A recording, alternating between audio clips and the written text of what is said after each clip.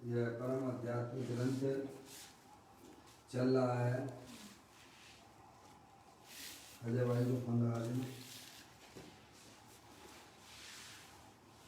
उस पर नहीं लग रहा हो तो इसी पर लगा देना।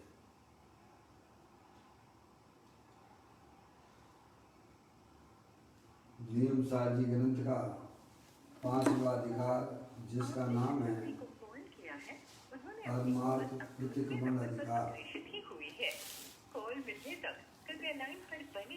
परमार्थ प्रतिक्रमण इसे कहना कि अपनी आत्मा में, अपने शुद्धात्मा में अपनी पर्याय को रमण कराना, वही वास्तव में परमार्थ प्रतिक्रमण है। गाथा 77 से 81 पंचरत्न के रूप में यह गाथाएं आचार्य कुमकुम देव ने लिखी है। उसका प्रारंभिक पाठ करते हुए आगे उसको हम समझेंगे। मैं नहीं नारक देव मानव और तिर्यक मैं नहीं, करता कराता और मैं करतान मनता भी नहीं। मार्गणा स्थान जीव स्थान गुण स्थान नहीं, करता कराता और मैं करतान मनता भी नहीं। बालक तरुण बूढ़ा नहीं, सभी का कारण नहीं, करता कराता और मैं करतान मनता भी नहीं। मैं मोह राग द्वेष ना इन सभी का कारण नहीं, करता कराता और मैं करतान मनता भी नहीं। मैं मान माया लोभ एवं क्रोध भी मैं हूँ नहीं, करता कराता और मैं करतान मनता भी नहीं। इन 5 गाथाओं में अजय भाई से हमने उठाया नहीं, कोई बात नहीं, दोबारा आ जाएगा। एक बार और लगा लो, अब आ गया इसी पे उठा लीजिए, उठा लो, इसी को उठा लो। उन्होंने काट दिया। इन 5 गाथाओं में आचार्य कुमकुम देव ने हमें यह बताया कि मैं नारक नहीं हूँ, देव नहीं हूँ, मानव नहीं हूँ, तिर्यक नहीं हूँ। और कहते हैं मैं मार्गणा स्थान नहीं हूँ, जीव स्थान नहीं हूँ, गुण स्थान नहीं हूँ। मैं बालक नहीं हूँ, मैं तरुण नहीं हूँ, मैं बूढ़ा नहीं हूँ, मैं मोह राग द्वेष इन विभाव रूपी मैं नहीं हूँ। मैं मान माया लोभ क्रोध भी नहीं हूँ, क्योंकि मैं तो चेत नितर भगवान आत्मा हूँ। इसीलिए मैं इन सब का ना तो करता हूँ और ना ही कराता हूँ और ना ही मैं अनुमोदक हूँ। हाँ चलने दीजिए, इसी पे चलने दीजिए, मर्ज कर दिया। अजय भाई इसी पे चलने दीजिए, कोई दिक्कत है तो इसी पे चलने दीजिए। इन 5 गाथाओं में आचार्य कुमकुम देव ने हमें यह बता रहे हैं वो कि मैं वास्तव में ना तो कोई भी शरीर वाला हूँ, नारक शरीर, तिर्यक शरीर, देव शरीर और मनुष्य शरीर। इसको मर्ज करना है क्या? नहीं कर दिया ना, हमने कर दिया ना, होगा नहीं और दोबारा मर्ज करना पड़ता है। हो गया, मैंने कर दिया था। अजय भाई अजय भाई आवाज आ रही है आपको मेरी? अजय भाई देखो इसमें होल्ड पे है, वो लगा रहे होंगे फोन। पप्पू भैया आवाज आ रही है? पप्पू भैया आपको आवाज आ रही है? हाँ बस ठीक है। इन 5 गाथाओं में आचार्य कुमकुम देव ने बहुत ही सुंदर बात बताई है कि मैं कौन नहीं हूँ और कौन हूँ। कौन हूँ ये तो उन्होंने बताया ही नहीं है। उन्होंने ये कहा कि मैं यह नहीं हूँ, यह नहीं हूँ, यह नहीं हूँ, यह नहीं हूँ, मतलब मैं शरीर रूप नहीं हूँ। पहले उन्होंने कहा कि 4 गति के जो शरीर हैं, त्रियंश गति का शरीर, मनुष्य गति का शरीर, देव गति का शरीर और नरक नारकी शरीर में नहीं। फिर वे कहते हैं कि मैं मार्गणा स्थान, जीव स्थान, गुण स्थान मैं नहीं हूँ। आत्मा की पर्याय में होने वाले योग और मोह से जो परिणाम वो मैं नहीं हूँ। फिर कहते हैं मैं बालक नहीं हूँ, तरुण नहीं हूँ, बूढ़ा नहीं हूँ, क्योंकि ये सब शरीर की अवस्थाएं हैं। मैं मूल आदेश मैं नहीं हूँ। आत्मा की पर्याय में जो विकारी परिणाम होते हैं वो मैं नहीं हूँ। मैं मान, माया, लोभ एवं क्रोध भी नहीं हूँ। ये भी सब विकारी परिणाम, ये भी मैं नहीं हूँ। जब मैं यह नहीं हूँ तो मैं इनका करने वाला भी नहीं हूँ, मैं इनका करता भी नहीं हूँ और मैं इसका अनुमोदक भी मैं नहीं हूँ, क्योंकि मैं तो चेत लेकर भगवान आत्मा हूँ, शुद्ध आत्मा हूँ और मैं जानने देखने वाला हूँ। इतनी सी बात हमें इन गाथाओं की समझ में आना चाहिए।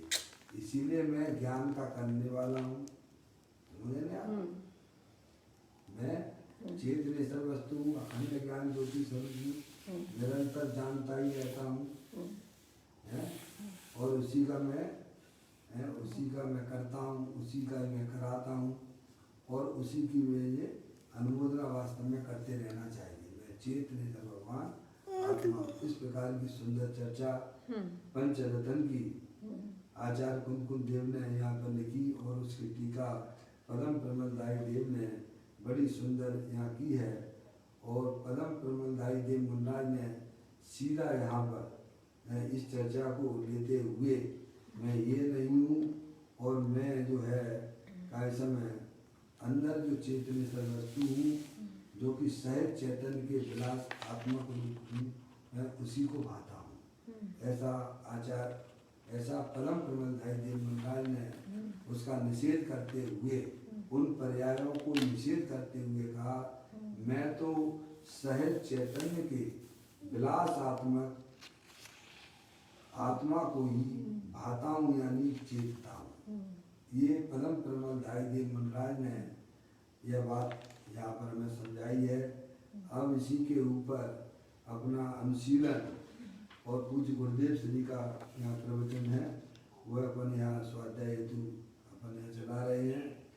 देखिएगा अनुशीलन का पेज दूसरा भाग है, पेज नंबर जो है 9 पर आइए, 9 पेज पे आइए। कल अपन ने पूज्य गुरुदेव श्री के माध्यम से यह बात भी अपन ने समझी थी कि अनादिकाल से यह आत्मा जो है इस आत्मा के रहस्य को जानता नहीं है। प्रश्न हुआ था यहाँ पर, प्रश्न किया था कि जब मैं धर्म जो है का इसमें किसी भी अवस्था में हो सकता है, तो शास्त्रों में फिर ऐसा क्यों कहते हैं कि धर्म जो है बुढ़ापे में नहीं कर सकते हो आप, जवानी में आप कर सकते हो, बाल युवा अवस्था में कर सकते हो, धर्म बुढ़ापे में नहीं किया सकता, ऐसा आगम में लिखा है। तो पूज्य गुरुदेव श्री ने इसका जवाब दिया था, यह तो जो है निमित्त का कथन है क्या, और ये जो है पुरुषार्थ अंदर में जीव का पुरुषार्थ जगाने की अपेक्षा से ये सारी बातें हैं वहाँ आगम में लिखी हैं। वास्तव में शरीर की कोई भी अवस्था हो, समझ लें आप, हर अवस्था में धर्म किया जा सकता है। क्यों? क्योंकि शरीर और आत्मा दोनों भिन्न भिन्न वस्तुएं हैं, स्वतंत्र हैं। धर्म करने के लिए शरीर का स्वस्थ होना यह कोई जरूरी नहीं है। हर अवस्था में धर्म किया जा सकता है, क्योंकि आत्म वस्तु शरीर को छूती तक नहीं है, स्पर्श करती नहीं है, कोई आड़े बाड़े आती नहीं है। कर्म भी जब कर्मों को भी वह आत्मा छूता नहीं है, समझ रहे आप। इसीलिए हर स्थिति परिस्थिति में धर्म किया जा सकता है। काल भी ऐसा भी पंचम काल चल रहा है, चौथे काल की बातें हैं, ये बातें भी हमें छोड़ देना चाहिए, समझ गए। काल भी कोई बाधक नहीं होता है, समझ रहे आप, क्योंकि काल वह भिन्न है और मेरा चेतनेश्वर भगवान आत्मा भिन्न है। इसीलिए हर स्थिति परिस्थिति में जो है धर्म किया जा सकता है। ऐसा रहस्य जो है ज्ञानी जानते हैं, अज्ञानियों को इन बातों की खबर नहीं है। इसीलिए उसे खबर ना होने के कारण वह अपनी पर्याय में घोटाला कर देता है। क्या कर लेता है? घोटाला करता है। इस प्रकार का घोटाला कि एक द्रव्य दूसरे द्रव्य में मिलाने की कोशिश करता है, समझ गए आप। अब ये मिलाना ही तो हो गया कि भाई साहब बुढ़ापे में धर्म नहीं हो सकता है। अरे क्यों नहीं हो सकता है? आत्मा क्या बूढ़ा हो? क्या आत्मा ना तो बालक होता है, ना आत्मा जवान होता है, और ना आत्मा बूढ़ा होता है, समझ गए आप। चैतन्य वस्तु तो तीनों का एक रूप अखंड ज्ञान ज्योति स्वरूप है। कोई भी शरीर हो उससे कोई भी आत्मा के ऊपर किंचित भी प्रभाव नहीं डाल सकती है, समझ आप। आत्मा के साथ में संयोग शरीर का कोई भी हो, वह शरीर अपने आत्मा के ऊपर किसी भी प्रकार का कोई प्रभाव नहीं डाल सकता है, समझ गए आप। महावीर भगवान ने कितने साल में दीक्षा ली भाई साहब? 30 वर्ष के। भरी जवानी में 30 साल में ली, समझ गए आप। क्या उनको शरीर की जवानी नहीं आई थी? क्या बिल्कुल भी नहीं आई थी। शरीर जरूर जवान था, पर उनके पास में आत्मा में जवानी कोई स्थान नहीं था। आचार्य कुंदकुंद देव को कितने साल में दीक्षा ली थी उन्होंने? 11 साल। आचार्य कुंदकुंद 11 साल में ली थी। 11 में ली थी। 11 साल में वो दीक्षित हो गए थे। बताओ क्या प्रभाव पड़ा? क्या उनकी शरीर की अवस्था बालक नहीं थी? क्या उनकी बाद में जवानी नहीं आई शरीर की? क्या उनका बुढ़ापा नहीं आया? और आपके जो है जन्मजात कौन? जिनसेनाचार, समझे आप। मैंने तो कपड़ा पहने ही नहीं, समझना। सोचिएगा, शरीर की कोई भी अवस्था हो वह हमें धर्म करने से नहीं रोक सकती है। अरे धर्म की क्या, शरीर की कोई भी बीमारी आदि अवस्थाओं में भी आत्मा धर्म कर सकता है, क्योंकि शरीर से आत्मा का किसी प्रकार का कोई संबंध नहीं है। एक बात तो ये। दूसरी बात कि आत्मा में कैसे भी विकारी परिणाम होते हो, कैसे भी विकारी परिणाम होते हो, तब उस समय भी वह आत्मा धर्म कर सकता है, समझ में आया? अंजन से निरंजन बना के नहीं। क्या कह रहे भैया?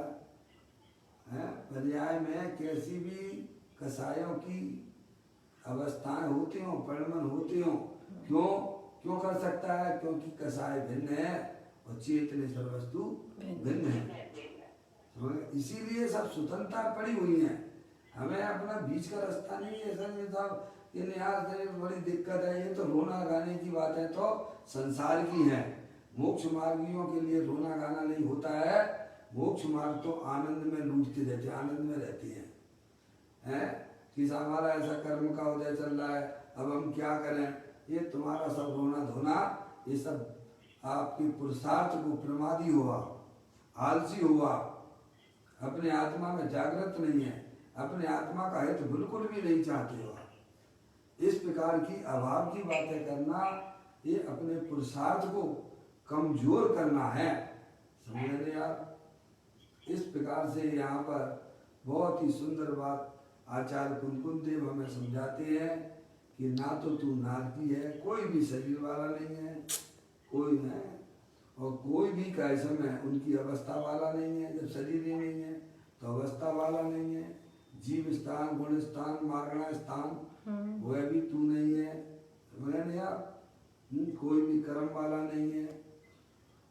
क्या तुम तो चेत निसर भगवान आत्मा हो, सहज चैतन्य विलास में भ्रमण करने वाले ऐसे भगवान आत्मा हो, अपने में रहकर ही अपना कार्य करने वाले हो, चेतनेश्वर हो। इस प्रकार की सुंदर बात यहाँ कल यहाँ बताई थी। तो पूज्य गुरुदेव श्री ने यह बात कही थी कि उपदेश के वचन ऐसे होते हैं कि उनमें छुपा हुआ रहस्य कुछ भिन्न ही होता है, जो अज्ञानी जीवों को पता नहीं है। यदि वह रहस्य ना समझे तो घोटाला हो जाता है। अंतिम लाइन थी स्पष्ट की 8वीं की, तो घोटाला करता है। पता नहीं तो क्या करेगा, शरीर को अपने में मिलाएगा, क्या करेगा, और मिला ही रहा है अनादि से, यही तो कर ही रहा है। यही तो घोटाला हो रहा है। घोटाला क्या कर रहा है, कर ही रहा है, यही मान्यता। वो तो चेतनेश्वर अखंड ज्ञान ज्योति स्वरूप भगवान आत्मा, और अपने आप को क्या देख रहे हो, शरीर कि मैं स्त्री हूँ, है समझ गए, मैं युवा हूँ, मैं वृद्ध हो रही हूँ, मैं मनुष्य हूँ, समझ गए नहीं आप। ये घोटाला हो रहा है हमारे पर्याय में, लेकिन वस्तु स्वरूप में कोई घोटाला नहीं होता है। क्या कहा, घोटाला करते हुए भी घोटाला हुआ नहीं है।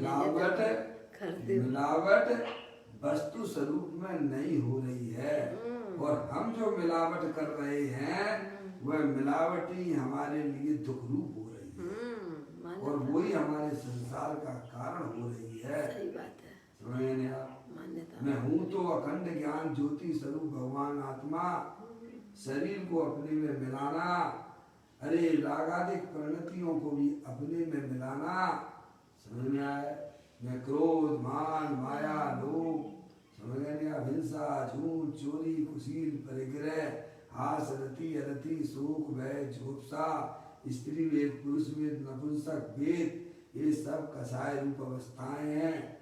और आप संसार अवस्था में आत्मा की पर्याय में उनकी भूमिका के अनुसार आती तो जरूर है, लेकिन सबसे सुंदर बात यह है कि हमारे आत्मा में वह प्रवेश नहीं करती है, ऊपर ऊपर ही रहती है। मैं क्रोधी हो गया, मैं मानी हूँ, मैं लोभी हूँ, ये क्या है, मिलावट ही तो की जा रही है। इस मिलावट का फल चतुर्गति में भ्रमण करना है और पर्याय में दुखी होना है। आप मिलावट करना छोड़ दीजिए। जिस समय से आप मिलावट नहीं करोगे, क्या भाई साहब, उसी समय से आपको आपकी आत्मा में आनंद निराकुलता हो जाएगी। अब इसके लिए कोई पैसा ऐसा लगते हैं आपसे, कोई पैसा देना पड़ेगा, आप स्वयं कर सकते हो। जानना ही तो है ना, मैं जानने देखने वाला भगवान आत्मा हूँ। ये शरीर रागादिक तो ये परद्रव्य है।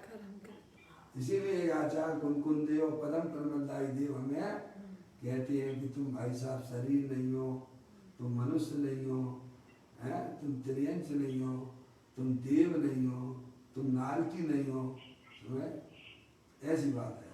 और आत्मा में होने वाले विकार के परिणाम भी तुम नहीं हो। इसीलिए ये रहस्य को अज्ञानी लोगों को पता न होने से मैं तो असंख्यात प्रदेशी अनंत शक्तियों के भंडार वाला ऐसा ज्ञायक परमात्मा हूँ। ऐसा रहस्य न जानने से अज्ञानी सब उसमें पर्याय में मिलावट कर रहे हैं। कर्म के उदय तो आएंगे, ध्यान रखिएगा। आपको नहीं आएंगे तो क्या सिद्ध परमात्मा को आएंगे क्या? नो, सिद्ध परमात्मा को आएंगे क्या? नहीं है। संसारी जीवों को आते हैं, पर उसमें कुछ समझदार लोग होते हैं वे अपने में मिलावट नहीं करते हैं। तो सुखी होते हैं। हम मिलावट जो करने मिलावट कर रहे हैं वे वर्तमान में भी दुखी है। आगे भी दुखी आप रहे। देखिए कोई भी आप गलत काम करेंगे तो आपकी पर्याय में कैसा होगा बोलिए आप। आकुलता होगी, दुख भले ही दुनिया की नजर में आप जो भी कर रहे हो अच्छे भले होगे, बाद में खूब भगवान की पूजा करते हो, भक्ति करते हो, लेकिन 2 नंबर के काम करते हो आप, तो आपके परिणामों में उस समय क्या होता है बताइए आप। जो खुल ना जाए मौज पाप का परिणाम। पापा दुनिया की नजर में आप धर्मात्मा हो गए, लेकिन गंदे काम करते होगे तो उस समय पर्याय में कैसा रहता होगा, भय बना रहता है बताइए आप। अरे विचार करने मात्र से आत्मा कांप उठता है।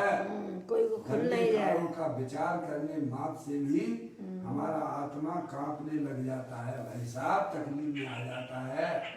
जो करते हैं उनकी भगवान जाने कि उनका क्या होगा, समझ में आया। पर ज्ञानी जीव अपने में मिलावट नहीं करता है, निज को निज पर को पर पर को पर जान फिर दुख का नहीं लेस लेस निशान।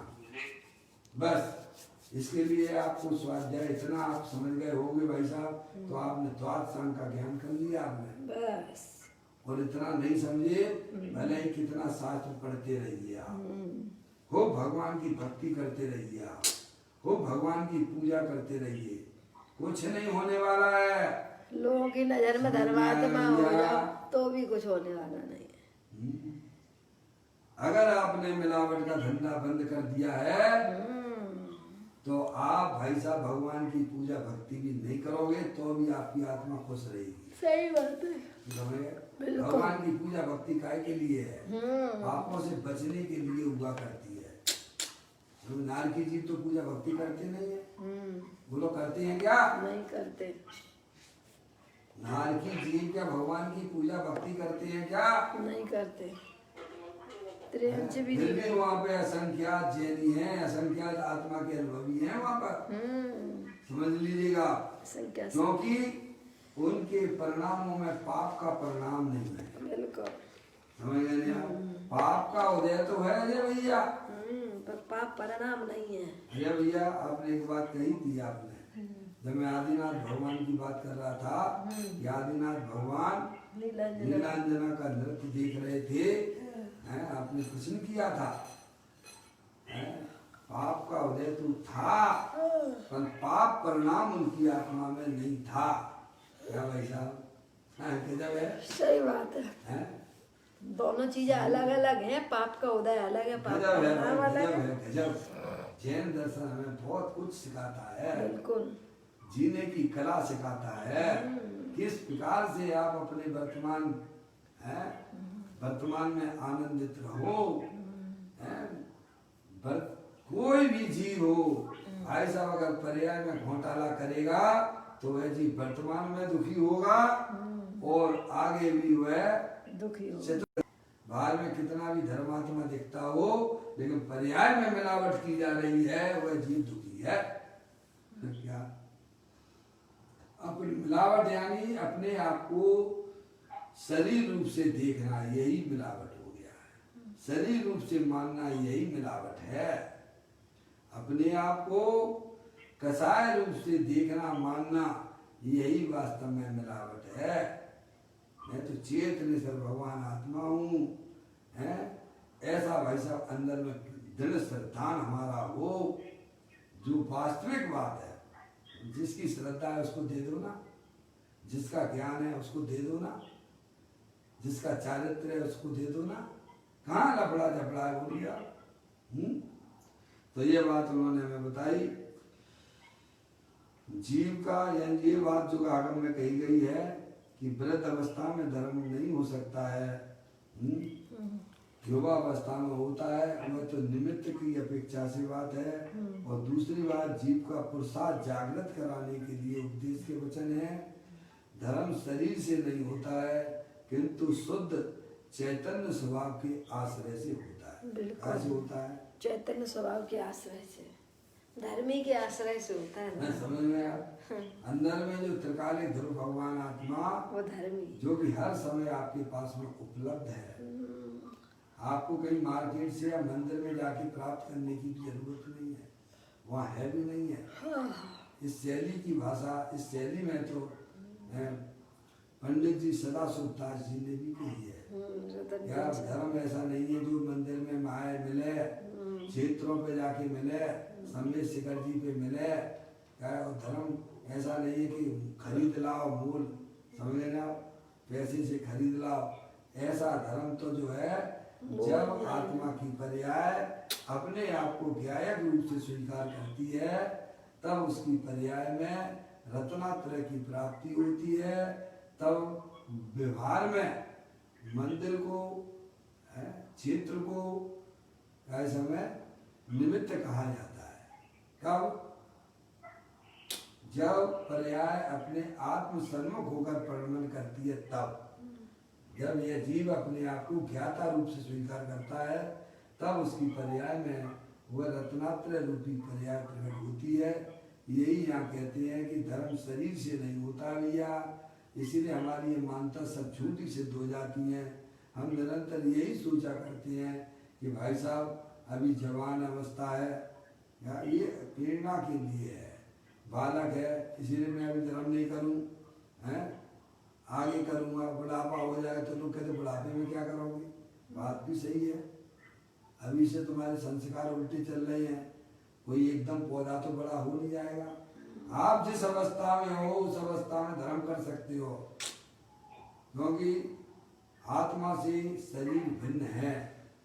धर्म करने के लिए तो पर्याय को अपने त्रिकालिक ध्रुव भगवान आत्मा की स्वीकृति चाहिए। समझ में आया? ये बात यहाँ से निकलती हुई आई है। अब देखिएगा आगे की चर्चा, पेज नंबर 9 पर यहाँ है, अनुशीलन चल रहा है नियम शादी का। पंच महाव्रत आदि का अथवा द्वादश व्रत का राग हो या अशुभ भाव का राग हो, वह सब एक समय की पर्याय में है। क्या पापा?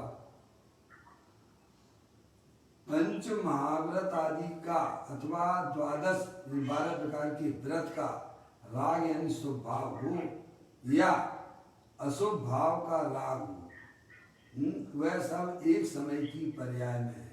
कहाँ होता है भाई साहब? शुभ भाव अशुभ भाव कहाँ होते हैं?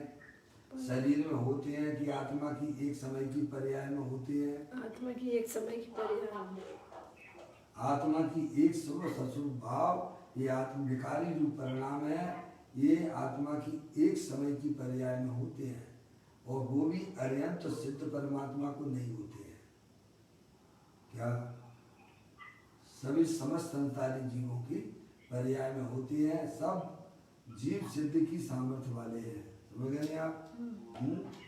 इसीलिए संसारी जीवों की एक समय की पर्याय में यह होता है, शुद्ध स्वभाव में नहीं होता है।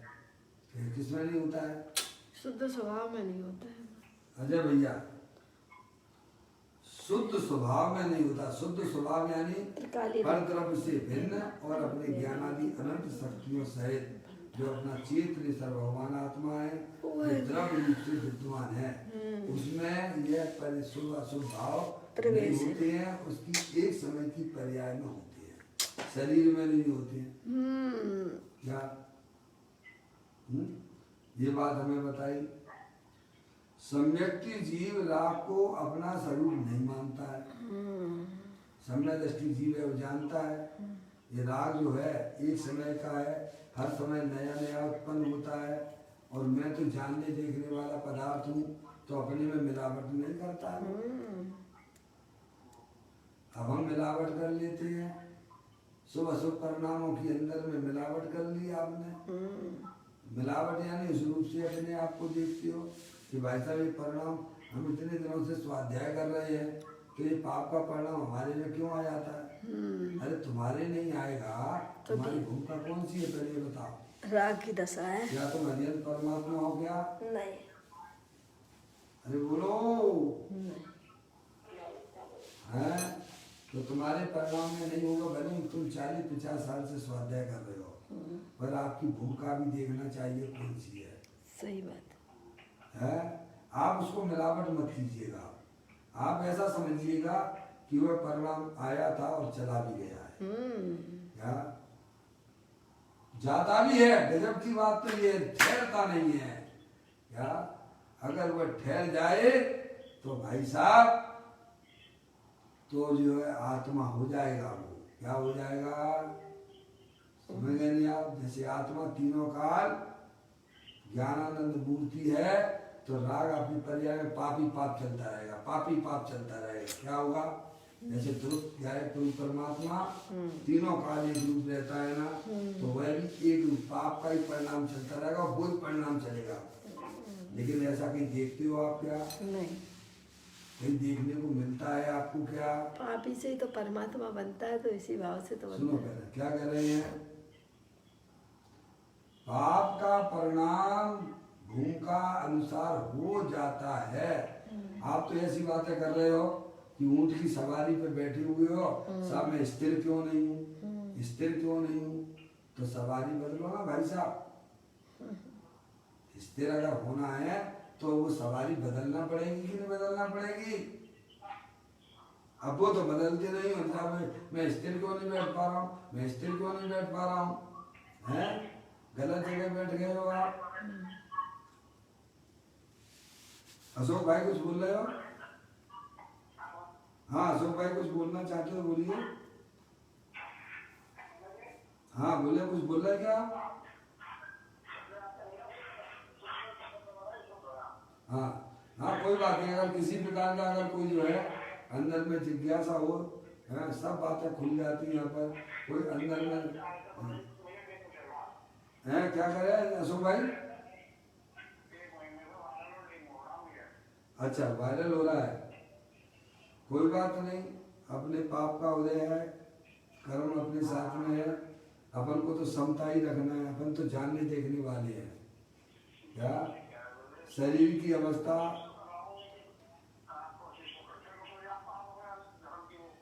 हाँ बस बस बस यही है। क्या हर स्थिति परिस्थिति में अशोक भैया शांति बना के रखना। परिणाम हमारी सबसे बड़ी प्रॉपर्टी है। क्या है? परिणाम हमारी सबसे बड़ी प्रॉपर्टी है। परिणाम अगर बिगड़ गए तो बहुत कुछ हमारा जो भाई साहब नाश प्राप्त हो गया, बहुत बड़ा नुकसान हो जाता है। सही बात है। शरीर का उदय शरीर में आता है। मैं तो चेतनेतर भगवान आत्मा हूँ। इसी सम्यक वेद ज्ञान के द्वारा ज्ञानियों ने इस संसार से विजय प्राप्त की है। सम्यक वेद ज्ञान के द्वारा सबसे बड़ी कमाई हमारी ये है कि पर्याय में गंदगी को नहीं मिलाना। समझ में आया भैया? पर्याय गंदी ना हो गए, बस इसका विवेक हमें होना चाहिए। है? अरे शरीर के परमाणु है भाई साहब, गर्म होना और ठंडे होना है, किसका धर्म है ये? शरीर का ही है अशोक भैया। ठंडा होना गर्म होना, पहले आपके शरीर के परमाणु ठंडे होकर परिणमन कर रहे थे, अब गर्म होकर परिणमन कर रहे हैं। और वह गर्म हत्ता हमेशा रहने वाली नहीं है, वो भी निकल जाए। उसमें भी अंदर में परिणमन चल रहा है। दिख नहीं रहा। और वह जो शरीर का जो परमाणु है, गर्म से ठंडे होना, वह भी दवाई के कारण से नहीं होगा। क्या भाई साहब? तुम्हारे प्रयत्न से नहीं होगा। मैं अपने अनुभव से ही बोल रहा हूँ। जब मैं दिल्ली जा रहा था पर्यूषण पर में, तो मेरे को 4 डिग्री बुखार था, 104। उस दिन जो है हमारे अंकल जी डॉक्टर हैं, वह हमको दवाई दी। अंकल जी हमारे डॉक्टर हैं ना भिंड में, समझे ना? मैं उस समय भिंड में था, तो मेरे शरीर के परमाणु इतने गर्म हो रहे थे कि भाई साहब उन्होंने मेरे को टैबलेट दी और मैंने उसको खाया और वैसे ही लेट गया।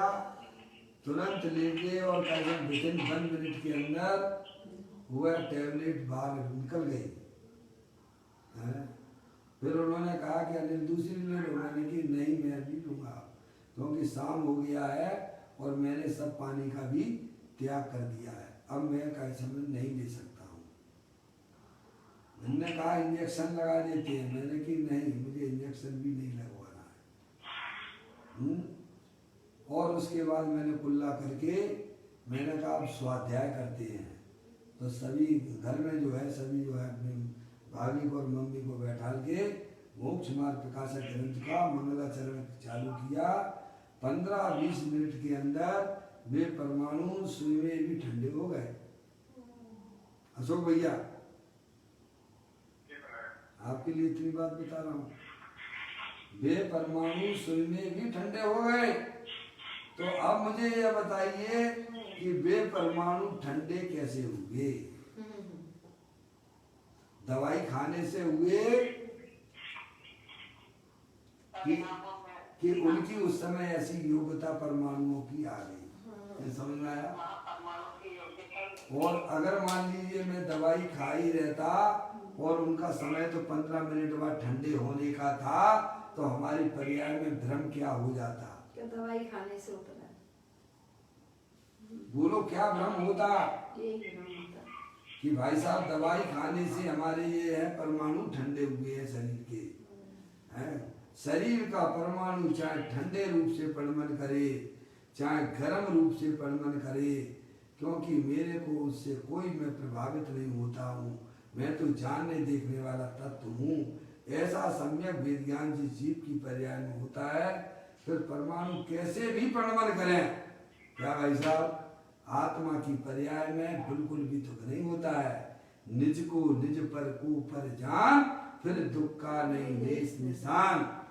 दुखी रूप परिणाम तो पाप परिणाम है, और पाप परिणाम जिसके जीव की पर्याय में नहीं है, वह आत्मा निराकुलता रूप परिणमन करता है। इस प्रकार की सुंदर चर्चाएं हमारे ग्रंथ में है। कहते हैं कि पंच महाव्रत का अथवा 12 व्रत का राग हो है, ये शुभ भाव समझे ना। पंच महाव्रत 28 मूल गुण पालने का परिणाम वह शुभ भाव है, भगवान की पूजा है, भक्ति है, वह शुभ भाव है। या अशुभ भाव हिंसा के, झूठ के, चोरी के, कुशील के, परिग्रह के, वह अशुभ भाव पाप रूप परिणाम है। वह सब एक समय की पर्याय में है। काय में है? संसारी जीवों की एक समय की पर्याय में हुआ करता है। एक समय मात्र उसकी मुद्दत की है, शुभ अशुभ परिणामों की एक समय मात्र होती है, और वह भी पर्याय में है, द्रव्य स्वभाव के अंदर नहीं है। तुम कौन पर्याय हो कि द्रव्य हो? क्या कहते द्रव्य स्वभाव में नहीं है ना, तो चेत लेकर भगवान आत्मा हूं ना, तो कहते शुद्ध स्वभाव में नहीं है। सम्यक्ति जीव राग को अपना स्वरूप नहीं मानता। राग तो है पर राग रूप अपने आप को नहीं देखता है। क्या राग की अस्थि पर मेरे गायक प्रभु परमात्मा में उसकी नास्ति होती है। इसीलिए ज्ञानी राग रूप अपने आप को नहीं मानता, नहीं देखता। अब ऐसे तो ऐसा बहुत सारे राग आएंगे, किन किन रूप से मैं अपने आप को मानता रहूंगा। इसीलिए ज्ञानी ने उस राग की दृष्टि छोड़ दी है, उस पर्याय की दृष्टि छोड़ दी है, ध्रुव स्वभाव को पकड़े हुए है। ज्ञानी की पर्याय किसको पकड़े है? अपने गायक प्रभु परमात्मा को अंदर में पकड़े हुई है। वो उसको एक समय भी छोड़ने के लिए तैयार नहीं होता है। अरे इतनी बढ़िया चीज जिसे मिल जाए कौन छोड़ेगा? ऐसे ही ज्ञानियों को, सम्य दृष्टि जीवों को अपना चेतन भगवान आत्मा जो अनादि काल से उससे विमुख हो रहा था, वह चीज उसे पर्याय में प्राप्त हो गई है। इसीलिए वह गंदी चीजों को अपना नहीं मानता है और ना ही अपने में मिलावट करता है। कहते हैं सम्यक्ति जीव राग को अपना स्वरूप नहीं मानता। युद्ध के समय में द्वेष के परिणाम होने पर भी उस द्वेष को अपना स्वरूप नहीं मानता। क्यों? भरत भागवत जी की खूब का समय कैसे जो उनके भाइयों के युद्ध की चर्चा हुई, पर वे मिथ्या दृष्टि थे कि सम्य दृष्टि थे? सम्यक दृष्टि जीव थे, छायक सम्यक दृष्टि जीव थे और उसी भाव से मोक्ष को प्राप्त करने वाले थे। लेकिन द्वेष का परिणाम होने पर भी अपने आत्मा में वह मिलावट नहीं करते हैं। मिलावट करना ये वास्तव में आत्मा के लिए बहुत बड़ी तकलीफदायक है। आप मिलावट मत कीजिए। आप तो जानने देखने वाले आत्मा हो और जानने देखने वाले आत्मा ही स्वीकार करते रहना। ऐसा सम्यक दृष्टि जीव यही करता है। वेद ज्ञान साहु भयो समरस निर्मलनी धोबी अंतर आत्मा धोवे निज गुण चीर।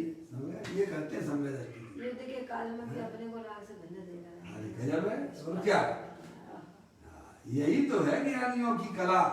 यही पर्याय में भाई साहब कला है। ये कहते हैं सम्यक्ति जीव राग को अपना स्वरूप नहीं मानता।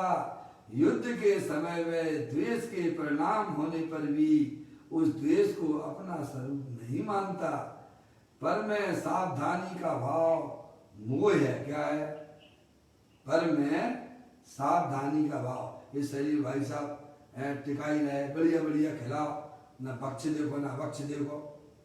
हमारे कई से वो से साथी हैं क्या इस समय जिन्हें देव के परमात्मा द्वारा बताया गया जो चरणान योग है उसे अपने जीवन में अपनाते ही नहीं है।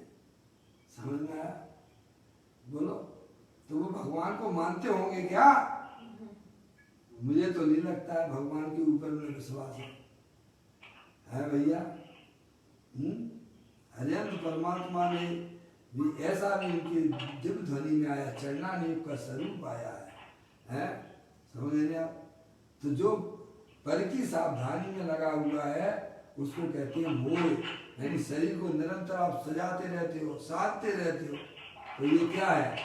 साधना चाहिए था अपना आत्मा, अमूर्तिक प्रदेशों का पुंज, प्रसिद्ध ज्ञान आदि गुणों का धारी, अनादि निरल वस्तु वह आत्मा है। अब उसे पर्याय को उसे साधना चाहिए था। और साध किसको रही है पर्याय? और किनके सद रहे हैं पापा? पापा कितना शरीर को साधते हो और कितना सद रहा है? पर में जो सावधान है वह मोह का परिणाम है। शरीर को जो अपना मानता है वह मोह का परिणाम है। पर द्रव्यों को जो निरंतर साधने में लगा हुआ है वह मोह का परिणाम है। समझ लिया? जो अपनी आत्मा को साधता है वह वितराग परिणाम है। पर में सावधानी का भाव वह मोह है। उसको धर्मी जीव अपना स्वरूप नहीं मानता। राग द्वेष के जो परिणाम है, समझ गए? या पुण्य का परिणाम हो, पाप का परिणाम हो, द्वेष रूप परिणाम, समझ गए आप? और पर के प्रति सावधानी, समझ गए? शरीर आदि पर पदार्थों में जो उपयोग दर्शन ज्ञान चारित्र हमारा भी लगता है वही वास्तव में मोह का परिणाम है। समझ गए आप? और ये तीनों परिणाम जो है दुख स्वरूप है और अनंत दुख को लाने वाले हैं। इसीलिए ज्ञानी कभी भी शरीर राग आदि को अपना नहीं जानते, अपना नहीं मानते। निरंतर उनसे सम्यक वेद ज्ञान करते हुए अंदर में जो अखंड ज्ञान ज्योति स्वरूप है उसकी साधना करते हुए, उसकी आराधना करते हुए मोक्ष मार्ग में गमन करते हैं। अब आगे देखिएगा। क्रोध, मान, माया, लोभ के परिणाम पर्याय में होते हैं, संसारी जीवों को होते हैं। ठीक है? स्वभाव में नहीं है, वे स्वभाव में नहीं है। बस ये बात आप ध्यान करके चलिएगा। अपना स्वभाव इतना बढ़िया है, इतना अच्छा है कि उसमें किसी भी परद्रव, प्रभाव और पर्याय का भी जहाँ प्रवेश नहीं होता है, ऐसा अपना भगवान आत्मा अनंत शक्तियों के भंडार वाला शुद्ध वीतराग विज्ञान घन स्वरूप है। समझ गए आप? इस प्रकार का ज्ञान और श्रद्धान ज्ञानियों की पर्याय में हुआ करता है। और जिन्हें ज्ञानी बनना हो उन्हें यह बात अच्छी तरह से समझना पड़ेगी। क्रोध मान माया लोभ के परिणाम पर्याय में होते हैं, स्वभाव में नहीं है। अतः धर्मी जीव उन परिणामों का कर्ता नहीं है, कराने वाला नहीं है और अनुमोदना करने वाला भी नहीं है। समझ गए ना आप? कितनी बढ़िया है। मैं करता भी अपने आप करता नहीं मानता, मैं तो जानने देखने वाला हूँ। अशोक भैया यार, हर स्थिति में शरीर का मैं जानने वाला हूँ, करता जाता है। हर स्थिति में पर्याय में जो भी विकार रूप परिणाम होती हैं उनके आप करने वाले नहीं हो। आप कौन हो? आप जानने वाले हो। हाँ, समझ गए आप? एक ज्ञानी जीव इस प्रकार की पर्याय में व्यवस्था बना के चलता है, इसीलिए वो सुखी रहता है। और जो मिलावट करते हैं, मिलावट करने का परिणाम ही दुख रूप है। और मिलावट जो करके बैठे हुए हैं उनकी भगवान जाने क्या होने वाला है। समझ गया भाई साहब? इसीलिए ज्ञानी जीव हर समय अपडेट रहता है, मोक्ष मार्ग के लिए बिल्कुल तैयारी उसकी बनी हुई है। कैसा भी कर्म का उदय आ जाए, कोरोना वायरस का पाप भी आ जाए, समझ गए, तो भी ज्ञानी जीव समझते हैं, क्योंकि मेरे आत्म स्वरूप के अंदर प्रवेश नहीं करता है। कैसा भी परिणाम हो पर्याय में, पर वह मेरे आत्मा में प्रवेश नहीं करता है। इस बल पर मोक्ष मार्ग में ज्ञानी जीव बड़ा करते हैं, अप्रभावित रहते हैं। वो जानते हैं कि इनका हमारे आत्म स्वरूप के अंदर प्रवेश नहीं है। मैं तो जानने देखने वाला भगवान आत्मा हूँ। इसीलिए ज्ञानी जीव इनका ना तो कर्ता होता है, ना अनुमोदक होता है, समझ नहीं, और ना ही कराता है। इसीलिए वो बच गया वहां से। देखिए आप कहते हैं, अतः धर्मी जीव उन परिणामों का कर्ता नहीं है। अज्ञानी जीव कर्ता हो रहा है, क्योंकि मिलावट कर रहा है। ध्यान रखिएगा, प्रति समय मिलावट कर रहा है। अज्ञानी जीव हर समय अपने आत्म स्वरूप में शरीर को मिला रहा है, इसीलिए वह कर्ता हो जाता है। अज्ञानी जीव रागादिक परिणामों को अपने में मिलावट करता है, इसीलिए वह कर्ता हो जाता है। और ज्ञानी जीव मिलावट नहीं करता है, तो भाई साहब करता नहीं, ज्ञाता रहता है। कितने कर्मों की निर्जरा कर देता है भाई साहब, ग्रंथ में तो लिखा पड़ी सब है। कोटि वर्ष तप तपे ज्ञान बिन कर्म जरे जे, ज्ञानी के चिन्माई त्रिगुप्त सह ठहरे रहे। तो कैसे? क्योंकि वह पर्याय में कोई मिलावट करता नहीं है, इसलिए इतने कर्मों की निर्जरा कर देता है भाई साहब, उसका पार नहीं है। ये ज्ञानी जीव समझता है, अज्ञानी जीवों को इन रहस्य की पता नहीं है। हमें बस उसी में क्रिया कांड में इतने मस्त हो गए हैं कि भाई साहब उन्हें तत्व बिल्कुल भी सूझता ही नहीं है कि अरिहंत परमात्मा ने तत्व क्या बताया है। कभी उनकी दृष्टि ही नहीं जाती है उस पर। समझ गए नहीं आप? कहते हैं, अरे धर्मी जीवन परिणामों का कर्ता नहीं है, कराने वाला नहीं है, अनुमोदना करने वाला भी नहीं है। अब देखिए, पर्याय में होने वाले राग द्वेष आदि परिणाम को गौण करके स्वभाव दृष्टि कराने के लिए शुद्ध आत्मा में उनका अभाव कहा है। क्या के लिए कहा? समझ गया? पर्याय में द्वारा पर्याय में होने वाले राग द्वेष आदि परिणामों को गौण करके, ये बात द्रव और पर्याय की क्यों बताई जा रही है डॉक्टर साहब? डॉक्टर साहब, अरे संसार अवस्था में रागादिक परिणाम की अस्थि स्वीकार की है, ऐसा नहीं है कि नहीं है, ये संसार अवस्था में। पर आप ईमानदारी से विचार करिए कि वे परिणाम हमारे आत्मा के अंदर प्रवेश करते हैं क्या? अगर वे परिणाम आत्मा के अंदर प्रवेश कर जाए तो आत्मा का खात्मा हो जाएगा।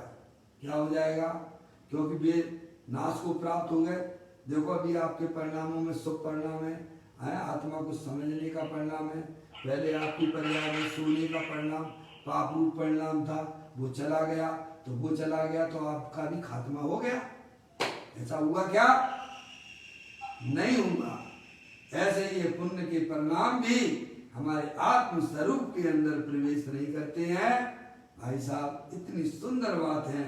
तो ये पर्याय में राग आदि परिणामों को बताने का मतलब इतना है कि तुम उस परिणाम की दृष्टि छोड़ो और अंदर जो द्रव्य स्वभाव तीनों का शुद्ध है, अगर द्रव्य शुद्ध ना होता तो पर्याय में शुद्धता आती कहां से?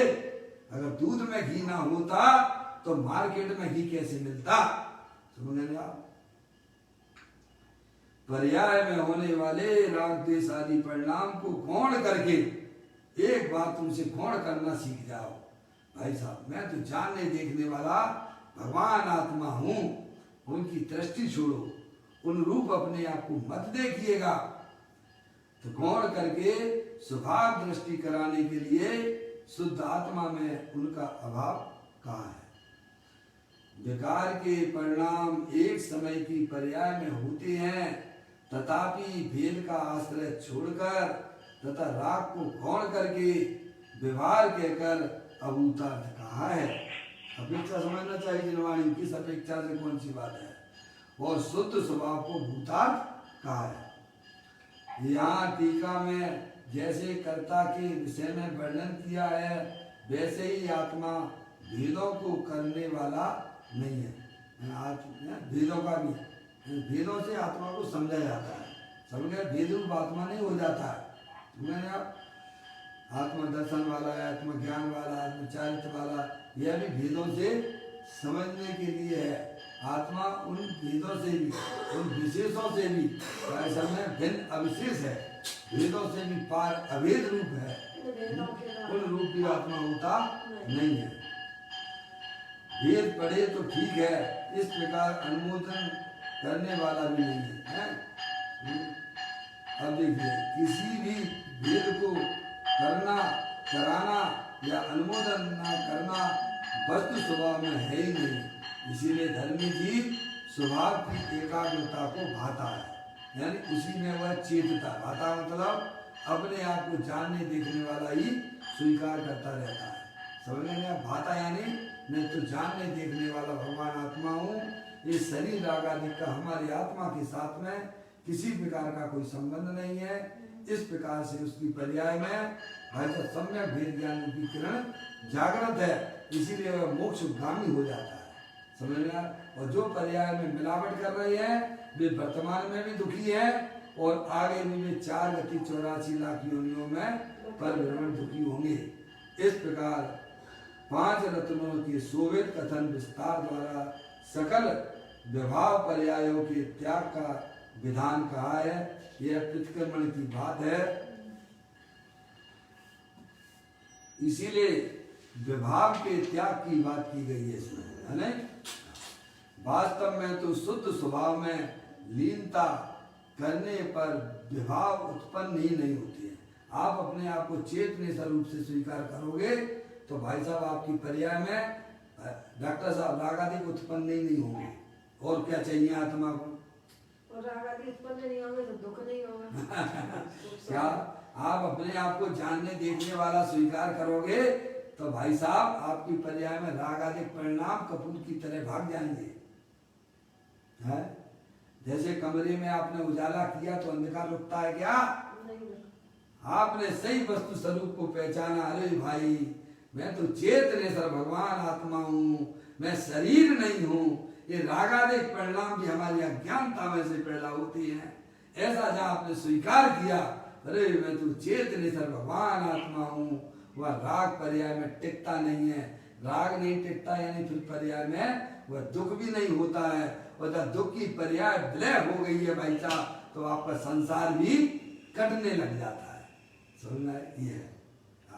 पूरी विधि दे रही है। गाथाओं, उनकी टीका और स्वामी जी के स्पष्टीकरण का सार यह है कि परम शुद्ध निश्चय नए और दृष्टि के विषयभूत ध्यान के ध्येय रूप त्रिकाली ध्रुव भगवान आत्मा मैं और जो कि स्वयं मैं ही हूँ, यही सब ज्ञान कहना चाहते हैं कि अपने आप को ज्ञानेश्वर रूप से देखना, अपने आप को अतीन्द्रिय आनंद स्वरूप रूप से देखना, समझ गए। यही सभी पंच परमेष्टि हरिहर परमात्मा और पूज्य गुरुदेव श्री ने भी यही हमें वास्तव में मैं जानने वाला हूँ। भाई साहब किसका जानने वाला हूँ? भाई साहब मैं उन रागादिक परिणामों का करने वाला नहीं, मैं तो जानने वाला हूँ। यहाँ जाना और मैं उनका जानने वाला नहीं हूँ, मैं तो जानने वाले का जानने वाला हूँ। इस प्रकार से अपने आत्मा को स्वीकार करना। कहते हैं परम शुद्ध निश्चय नय और दृष्टि के विषयभूत ध्यान के धेरु त्रिकाली ध्रुव भगवान आत्मा मैं, जो कि स्वयं मैं हूँ। ना तो नारक आदि पर्याय है, न मार्गणा स्थान है, न जीव स्थान है, गुण स्थान ही नहीं है। ना वह बालक है, न जवान है और वृद्ध ही होता नहीं है। न मोह राग देश है और ना क्रोध आदि कसाय है। पांचों गाथाओं का सार बताया जा रहा भाई साहब ने। उन सभी प्रकार की अवस्थाओं और भावों का यह भगवान आत्मा स्वामी और कर्ता भोक्ता नहीं है। उनका ये जो 5 गाथाओं में शरीर आदि का जो बात आई है, उसका वह ना तो करता है और ना ही उसका भोगता है। तात्पर्य यह है कि भगवान आत्मा अर्थात मैं स्वयं, भगवान आत्मा कहें तो क्या समझना चाहिए? अपनी बात है, उन भगवान की बात नहीं है, अनंत परमात्मा सिद्ध परमात्मा की बात नहीं है, अपनी बात है। तो मैं भगवान आत्मा अर्थात मैं स्वयं ना तो उन्हें करता हूँ शरीर आदि को, और ना ही कराता हूँ, और ना ही करने का अनुमोदक, कराने का अनुमोदक ही नहीं हूँ। इस प्रकार इनसे कृत कार्य और अनुमोदना से भी अत्यंत दूर हूँ, क्योंकि मैं तो जानने देखने वाला पदार्थ हूँ। प्रतिक्रमण में इस प्रकार का चिंतन मनन किया जाता है, समझ गए ना? ये है प्रतिक्रमण। ऐसा प्रतिक्रमण कितने लोग करते होंगे भाई साहब? है ये है प्रतिक्रमण, समझ गए ना?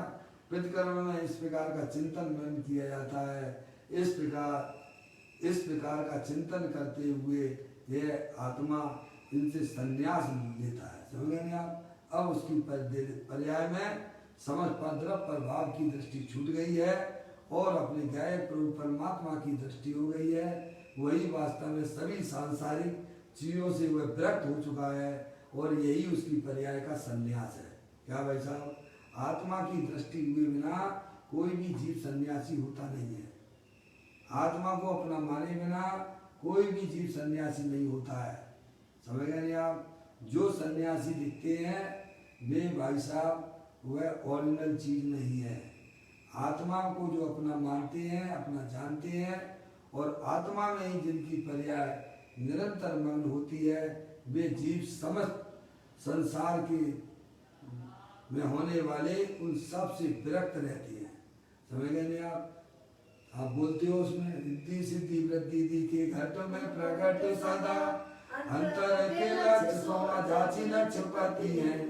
दास भगवंत के उदास रहे जगत सो ऐसे सुखिया सदैव संगति है।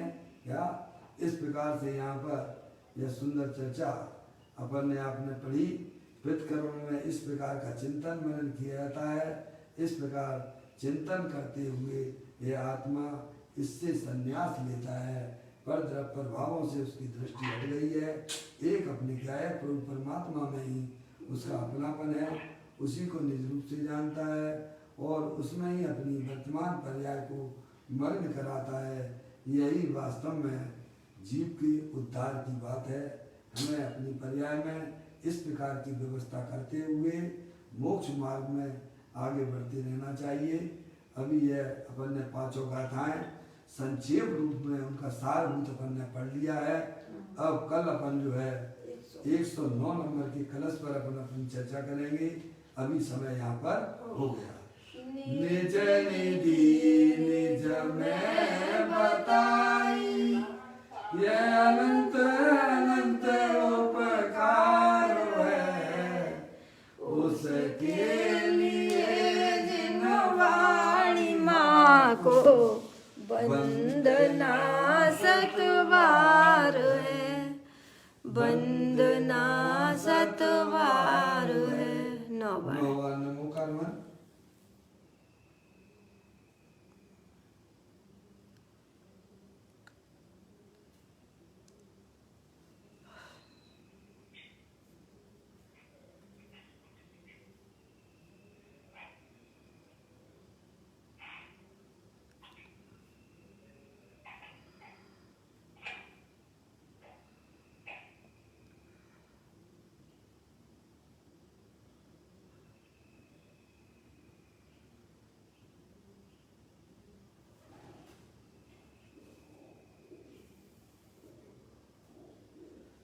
बोलो द्वार सांग दिलवाई माता की